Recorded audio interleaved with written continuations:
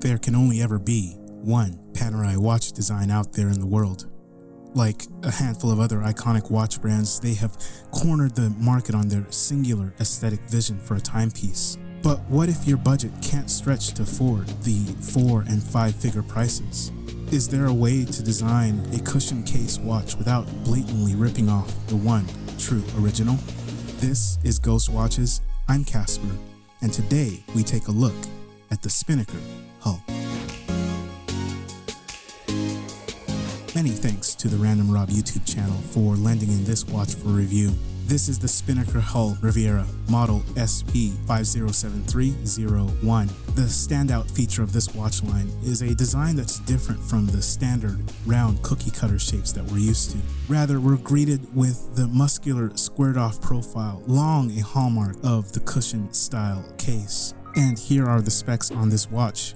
And the reason why I feel like this design is suitable for just about any sized wrist. I was a little worried that at 42mm it would wear a little large, but boy was I wrong. Because of its short lug-to-lug distance and thinner 12mm height, it fits the physical width of the top of my wrist perfectly.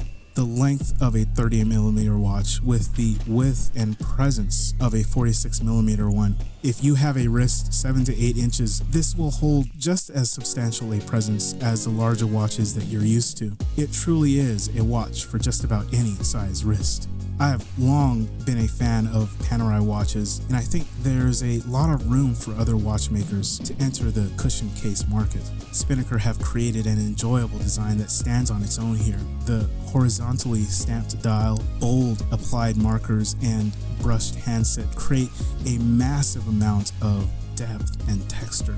Adding to the striking look is the heavy application of blue-gray anti-reflective coating on the heavily domed sapphire crystal. Powering this timepiece, we find the standard Seiko NH35 automatic movement. It is a workhorse caliber with hand winding and hacking, two features I feel are a must for any mechanical watch. Spinnaker have attempted to dress things up a bit. Really, this is just a sticker applied to the display case back. And though I appreciate the extra attention to detail, this doesn't really add that much value for me.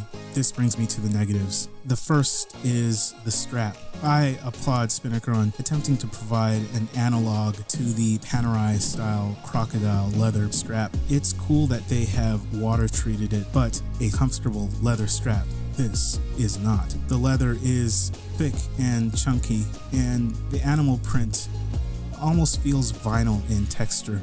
And on my size wrist, I have a hard time finding a comfortable buckle position. It's either too tight or loose enough to stick a finger through. If I could sum it up to one word, it feels bulky.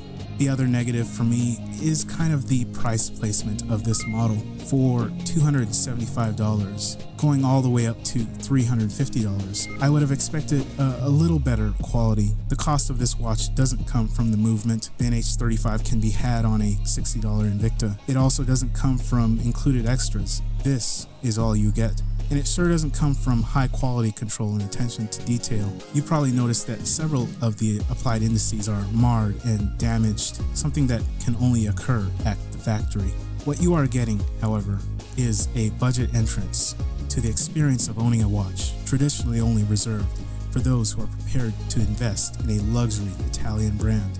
I personally have had the Panerai Luminor Due high on my bucket list of watch aspirations. Until then, this Spinnaker Hull line of watches has caught my eye, and not gonna lie, it's gonna be really hard to send this loaner back after this review.